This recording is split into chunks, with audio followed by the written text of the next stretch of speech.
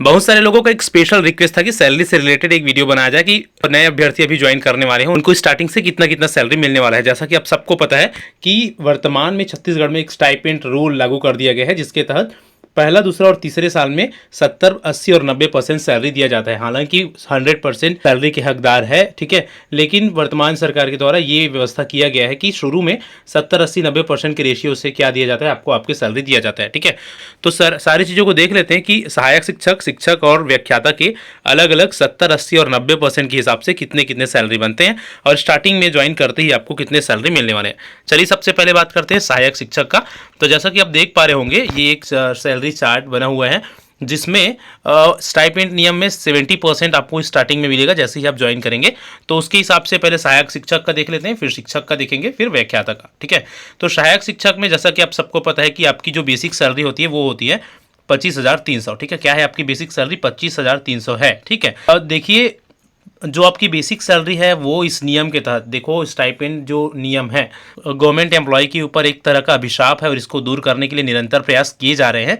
देखते हैं आगे क्या हो पाता है।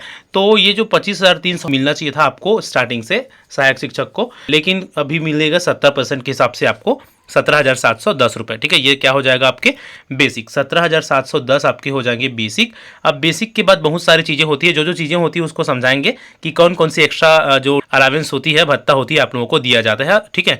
तो देखो, जैसा कि आप सबको पता होगा कि अभी डीए में बढ़ोतरी की घोषणा की है 5%। पहले 33% दिया जा रहा था, अब 38% दिया जाएगा, ठीक है। तो अब 1 जुलाई से 38% के हिसाब से आपकी डीए बनेगी।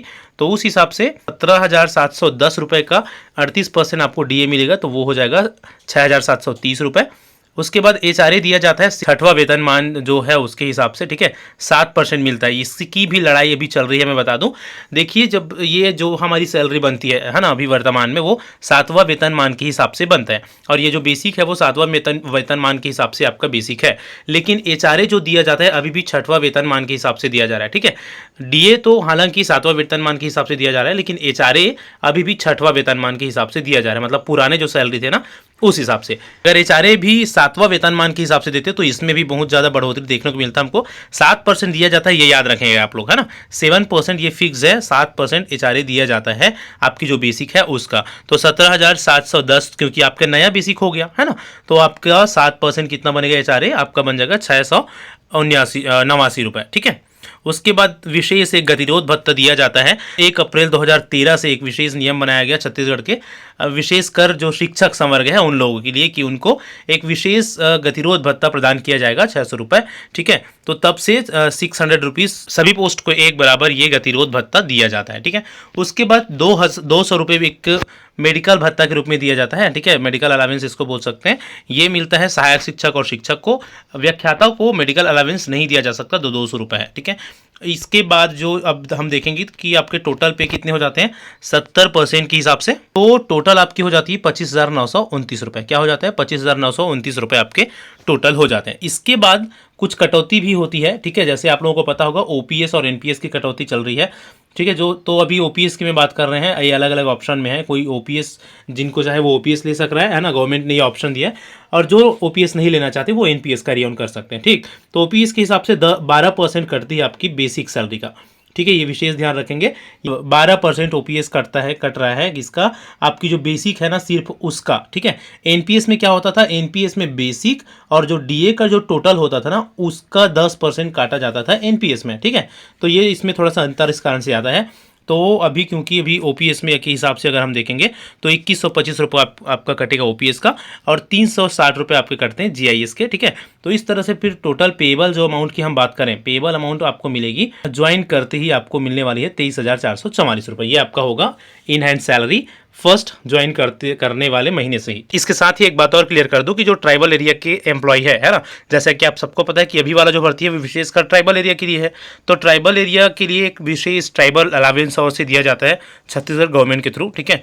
तो आपको ट्राइबल अलावेंस अलग से और मिलेगा सहायक शिक्षक, शिक्षक और व्याख्याता सभी पोस्ट के लिए। तो 400-500 के आसपास वो आपको ट्राइबल अलावेंस आपको अलग से इसमें जोड़कर दिया जाता है जो ट्राइबल एरिया में काम कर रहे हैं। इसके बाद सेकेंड ईयर 80% के हिसाब से आपके क्या होगा, बेसिक चेंज होगा ठीक है, 20,240 हो जाएगी बेसिक।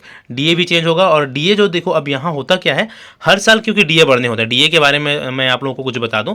डीए मतलब होते हैं डियरनेस अलावेंस, जो गवर्नमेंट को किसी जो सरकारी एम्प्लॉय है, गवर्नमेंट एम्प्लॉय है, उसको देना पड़ता है। साल में 2 बार डीए बढ़ाने का रूल रहता है, जनवरी और जुलाई में 3% और 4%। ठीक है, 3% और 4% बढ़ाने का रूल है, वो गवर्नमेंट एम्प्लॉय के अधिकार है। हालांकि इसी के लिए अक्सर लड़ाई होती रहती है, या तो अभी वर्तमान में जो भी स्ट्राइक करने वाले थे उसमें एक डीए का मुद्दा भी था।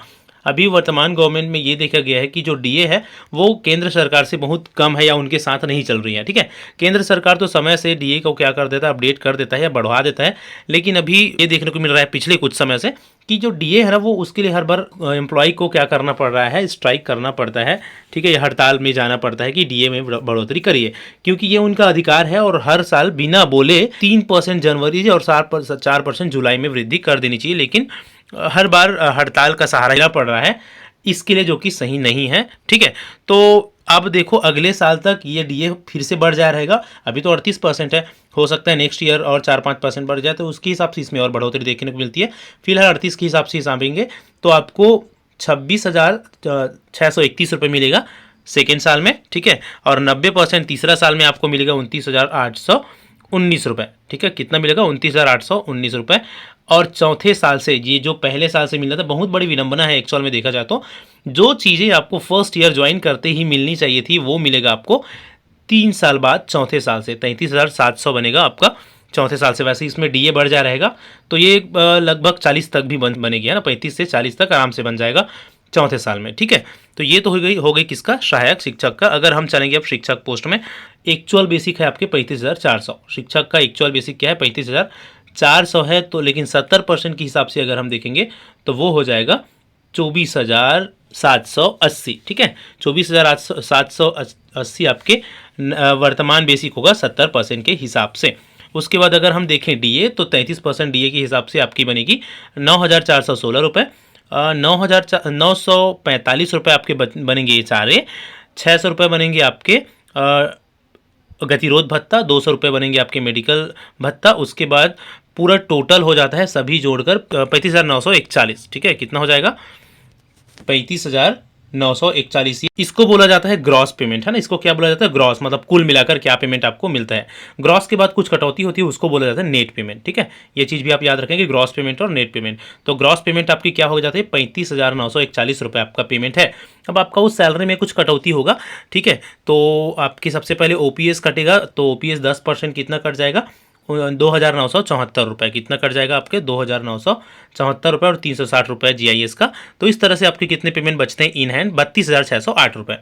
आपके अब ज्वाइन करते ही जो शिक्षक पोस्ट में ज्वाइन कर रहे हैं उनको 32,608 रुपये मिलने वाला है 70% के हिसाब से, जो कि एक बहुत ही बढ़िया सैलरी है। आपको एक्चुअल में मिलना था वैसे 45,979 रुपये, स्टाइपेंड के कारण आपको मिलेगा 32,608 रुपये। किसकी बात है, ये है शिक्षक की बात।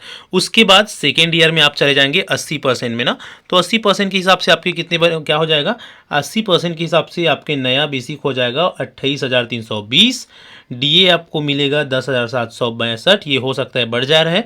ठीक है, HRA भी अगर 7वां वेतनमान के हिसाब से अगर HRA देगा तो इसका 7% निकलेगा, किसका, इसका, तो वो भी बहुत ज़्यादा होगा। ठीक है, लगभग 1500 से 2,000 तक हो सकता है।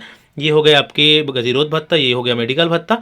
टोटल आपके फिर ग्रॉस पेमेंट होती है 40,827 रुपये।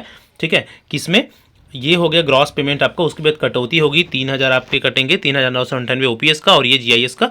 उसके बाद टोटल आपको नेट पे की अगर हम बात करें तो वो होती है 37,068 रुपये आपके नेट पेमेंट सेकेंड ईयर में। ठीक है, उसके बाद थर्ड ईयर में आपके बनेंगे 41,000 और आखिरी साल में लास्ट ईयर में आपको मिलेगी 100%।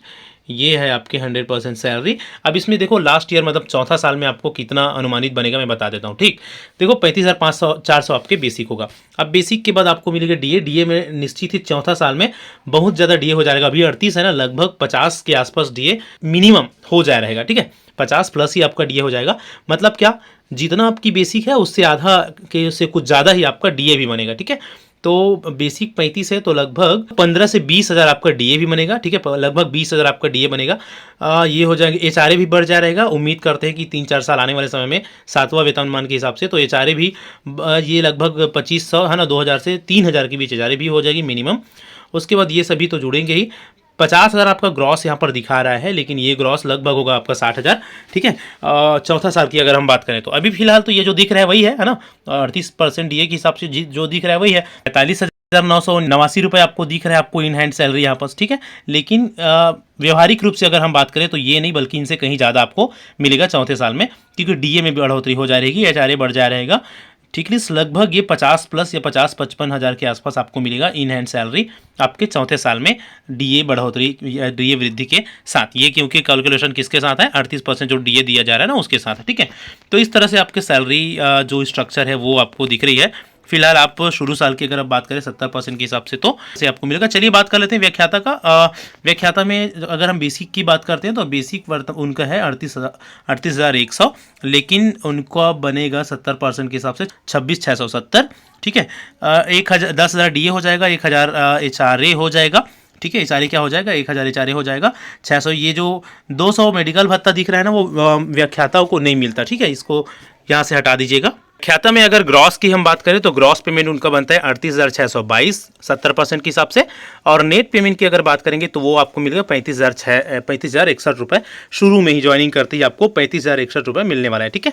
तो ये तो हो गई किसकी बात, ये तो हो गई व्याख्याता की बात। तो अगर हम पूरे नेट पेमेंट की बात करें तीनों में डिफरेंस इसका, तो देखिए सहायक शिक्षकों का लगातार वेतन विसंगति का मान जारी है, जो मांग है वो है ना, क्योंकि शिक्षक और व्याख्याता के मुकाबले सहायक शिक्षक का ना वेतन थोड़ा सा कम है, ठीक है। इस तरह से आपको सैलरी मिलने वाली है आगे आने वाले कुछ सालों में, 4 से 5 सालों में। उम्मीद करता हूं कि लगभग सारी चीज़ें आप लोगों को क्लियर हुआ होगा कि किस किस तरह से क्या क्या भत्ताएं, क्या क्या चीज़ें बनती है, किस तरह से जो बेरोजगारी भत्ता है वो आपको बढ़ते जाता है, एचआरए क्या होती है, और किस तरह से क्यों एचआरए की मांग किया जा रहा है ना, किस में मिल रहा है, किस में मिलना चाहिए, और कितना आपका बेसिक वर्तमान में बनना चाहिए, लेकिन स्टाइपेंड की वजह से कितना बेसिक बनता है, ठीक। वीडियो अच्छा लगा हो तो लाइक जरूर करिए। चैनल में अगर न्यू है इस तरह के और भी इन्फॉर्मेटिव वीडियोस के लिए आप हमारा चैनल सब्सक्राइब जरूर कर सकते हैं।